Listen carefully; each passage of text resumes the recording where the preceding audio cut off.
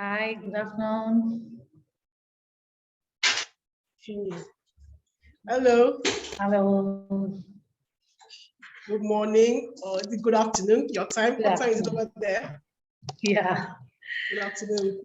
yeah. Thank you. Thank you for joining us. Just that I wanted to know how to pronounce your name. Could you please guide me on that? Ngozi. Okay. Thank you. Okay. So it's time and let's start. All right. Hi, good afternoon. And on behalf of WEF 2021 Women Economic Forum, I'm Abhirami Vivek, inviting you for this wonderful platform. Ngozi Jason Wadniobi, right? So she is from Nigeria and she's a writer, speaker, and a women's mindset coach. And when I see this women's mindset coach, I see the topic is so relevant to you, the power of personal example and self-belief. And I think you'll be giving us a lot of insights on this. So having said that, on behalf of Women Economic Forum, and I would like to confer the award of excellence, exceptional leader of excellence to you. And the floor is all yours. Please. Thank you very much. Writer, speaker, and a women's mindset coach. And when I see this women's mindset coach, I see. Thank you very much. Sorry about that. So in June 2013, my father passed on. And it wasn't a very good experience, but we were able to move on because my father, he didn't suffer before he died. And he died at the ripe old age of 82. And so we moved on. But exactly 2 years after, my mom passed.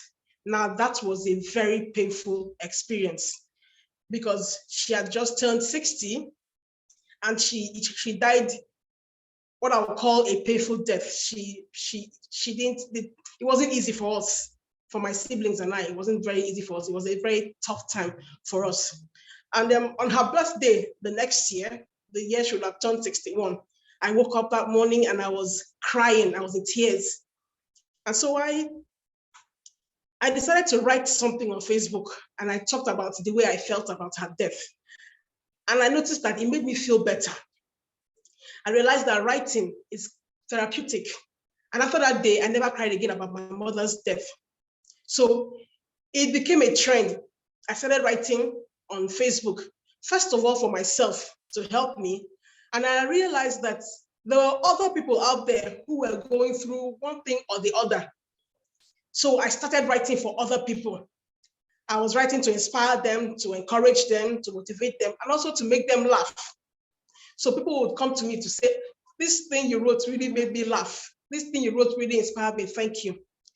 So I continued that way until May 2019. An old school girl of mine, Ebere, reached out to me on Facebook and she said, Ngozi, you write really well. Why don't you write a book? And I laughed because even though I knew I was a good writer, I had been told I was a good writer, but I never considered myself a writer for some reason. I didn't really see myself as a writer. And I had tried to write some books at different times in my life, but I'll get bored, I'll get overwhelmed, or just simply lose interest until I finally gave up. I stopped writing. So when Ebere said, because you should write, I laughed. I said, thanks, but no thanks. I think I'll pass.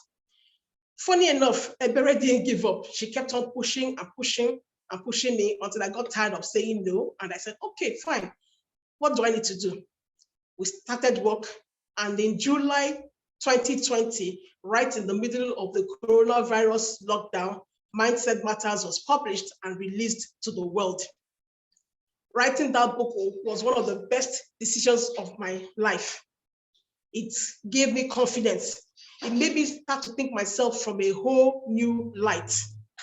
So the book came out and we started work on the promotion of the book. And I was told to record some videos and put them up on social media so that people could know more about the book. Now, standing or sitting before a camera in front of hundreds of unseen faces was a petrifying thought for me. I just couldn't do it. I couldn't. So while I was still trying to push myself to go live, I came in contact with another lady, Naomi, who incidentally was instrumental to my being here today. And Naomi said, Ngozi, don't record videos, go live. And I was like, what do you mean I should go live? I cannot go live because I'm trying to do recorded videos and you're saying I should go live. I simply can't. But Naomi encouraged me. She inspired me. And so I listened to her. And I thank God that I listened to her because I went live. It wasn't easy for me. It was terrifying, but I did it. The first time, second time, third time. And before I knew it, I was going live so seamlessly. In fact, I think I'm quite a natural at it. So I did it. These two events, writing and publishing my book, going live on social media, they've turned me to a very different person. I now think of myself as a global person. I discovered my real self. I discovered who I really am. I discovered what God has put me here on earth to do, to achieve. And so I'm really excited about my life now. Before now, I was living my life just like that, daily, without really having any plan or without living my life intentionally. And they opened doors for me, both nationally and internationally. The first door it opened was an NGO based in the UK called me to speak at one of their programs. And then December last year, I got to speak at TEDx Arochukwu in Nigeria. And then Thrive Global featured me. Woman.ng featured me. Radio stations interviewed me. Newspapers interviewed me. And it boosted my confidence. It made me think that, Ngozi, you're actually built for more. There's so much that you can do. I used to be a very shy person, very timid, and I always thought the center stage wasn't meant for people like me. I was always in the background because I thought the background is my place. Center stage, the limelight is meant for some other people. But these two things, my book and going live, have made me realize that there's so much you can give to the world. The world is actually waiting for me. So now these days I actually work with women. I coach women. I try to teach women to gain the confidence to step out there, to live the life of their dreams.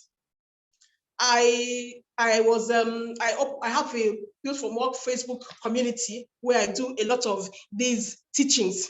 And I'm constantly searching for stories of other women who have done the odds and they're moving on to live the life of their dreams. I honestly believe that you can live the life of your dreams, not the life that society thinks that you can live or you should live, not the life that your husband or your parents or your children think you should live, but the one that you have determined for yourself, exactly as you want to do it.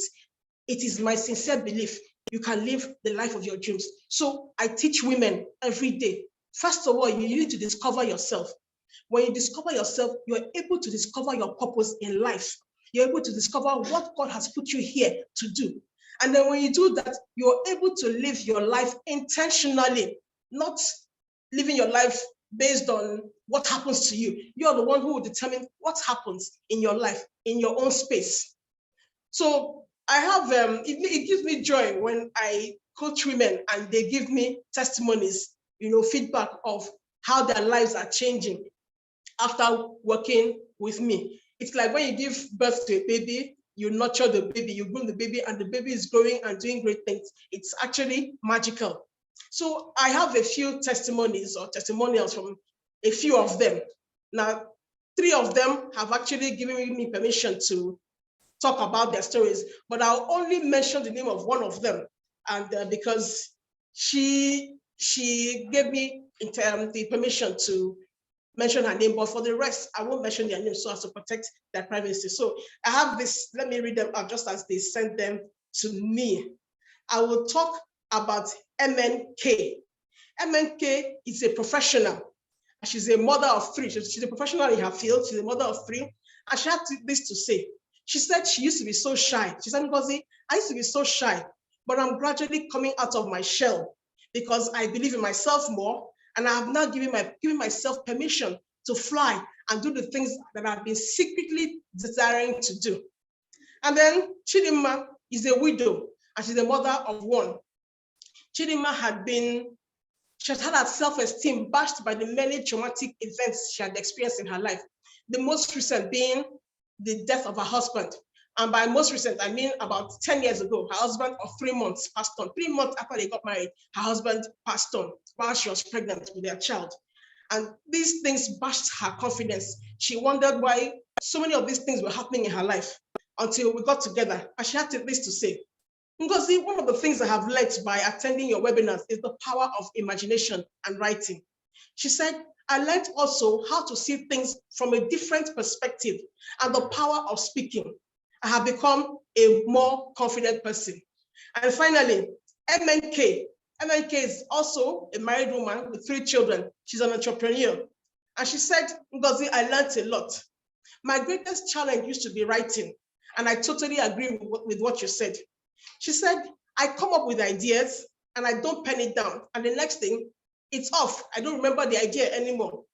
She says, I learned that I can speak to situations. I'm learning I should always be positive about things and that I attract the things I believe to myself. I learned that I can intentionally create the life that I want through the power of my imagination.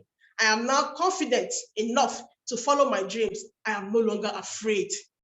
So, ladies, I came here today with the intention that if it's just one person that I'm going to inspire and my job is done, I'll be grateful to God. If it's just one person who hears me and takes my message and runs with it. No matter how big you think your dream is, no matter how outlandish you think it may be, even if nobody I've heard of has achieved this thing that you want to do, or nobody in your immediate circle has achieved it, your dream is valid, no matter how outlandish it may sound to somebody else. And I challenge you today to go for it. First of all, discover yourself.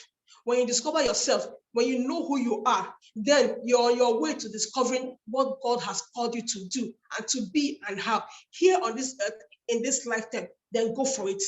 Go for it. Don't wait for someone to validate you. Give yourself the permission to be great. God has called you to be great.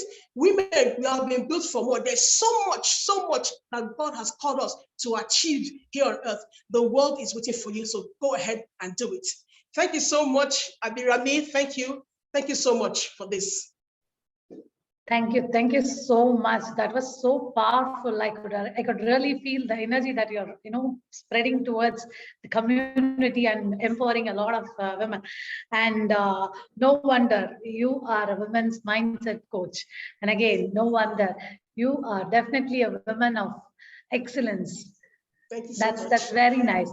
And thank you so much for joining us today. And the E award will be sent to your mail ID in a fortnight.